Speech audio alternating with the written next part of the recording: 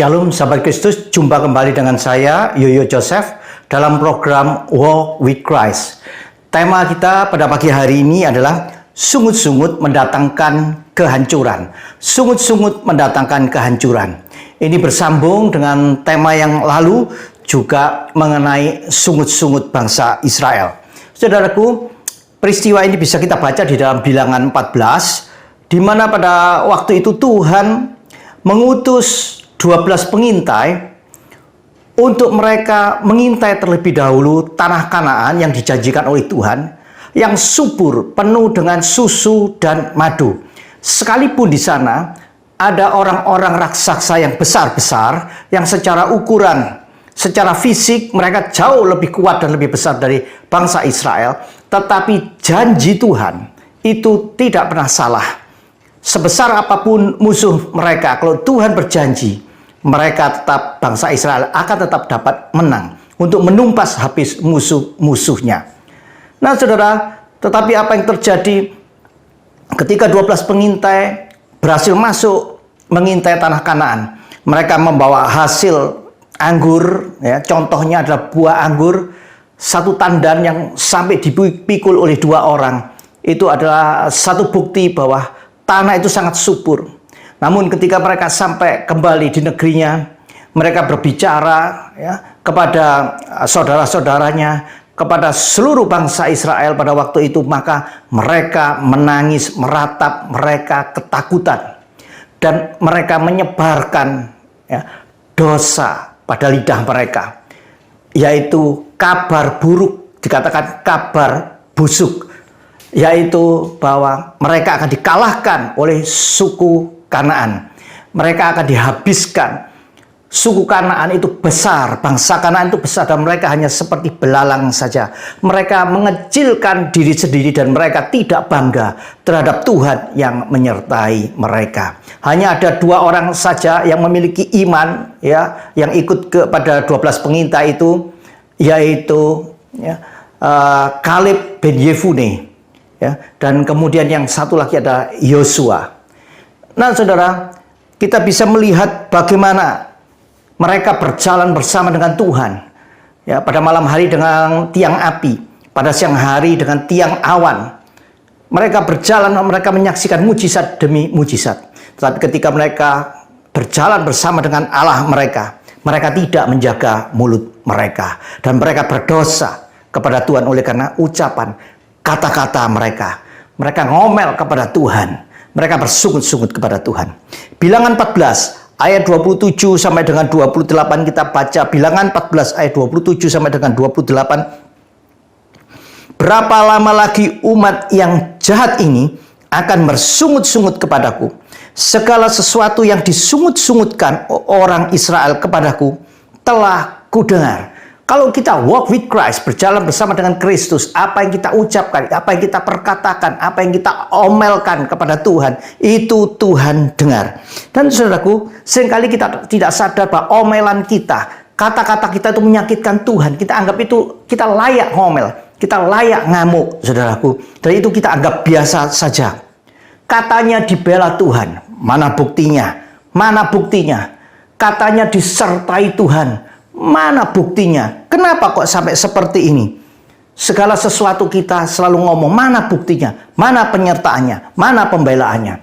Padahal saudaraku, kalau kita mau mengucap syukur, kita akan melihat kuasa Tuhan itu akan kita alami. Kalau kita mengucap syukur, saudaraku, di dalam segala tekanan, kita akan mengalami mujizat-mujizat Allah, kelepasan yang dari Tuhan, berkat-berkat yang dari Tuhan. Oleh karena itu jangan gampang-gampang ngomong mana buktinya, ya, mana pembelaannya, mana penyertaannya. Nah saudaraku, kalau kita suka ngomel seperti itu, hati-hati. Apa yang diperbuat Tuhan kepada bangsa Israel itu menjadi pelajaran juga bagi kita. Nah saudara, di dalam Bilangan 14 ayat 29 dikatakan, di padang gurun ini bangkai-bangkaimu akan berhantaran, yakni semua orang di antara kamu yang dicatat, semua umat yang dicatat. Artinya apa?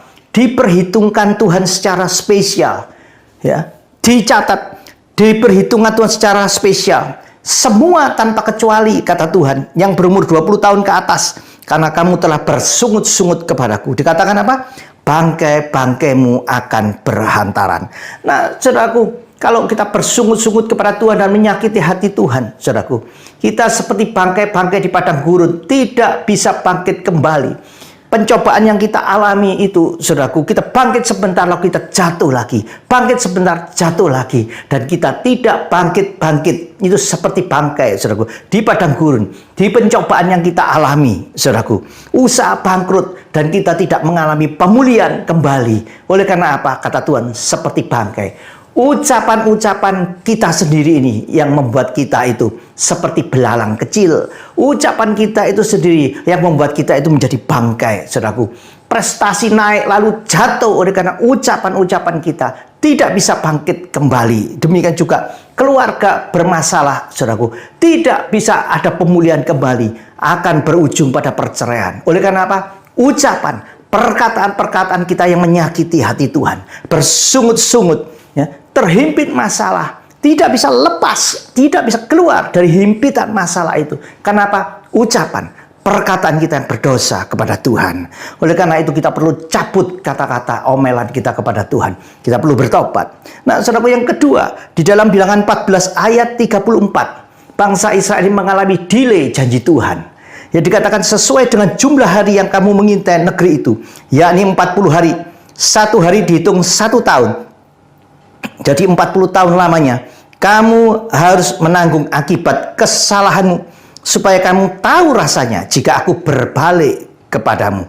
Saudaraku, kalau Tuhan, saudara, yang menghajar bangsa Israel ini, mereka harus bayar harga yang mahal, yaitu apa? Delay. Tanah terjanji tinggal di depan mata, tinggal beberapa langkah lagi mungkin akan mengalami mujizat dan kemakmuran. Tetapi oleh karena ucapan, perkataan yang menyakiti hati Tuhan, maka 1 hari dihitung 1 tahun. Sehingga 40 hari perjalanannya, saudaraku, ke tempat pengintaian itu, saudaraku, dihitung 40 tahun. Nah, saudara, inilah yang terjadi, delay.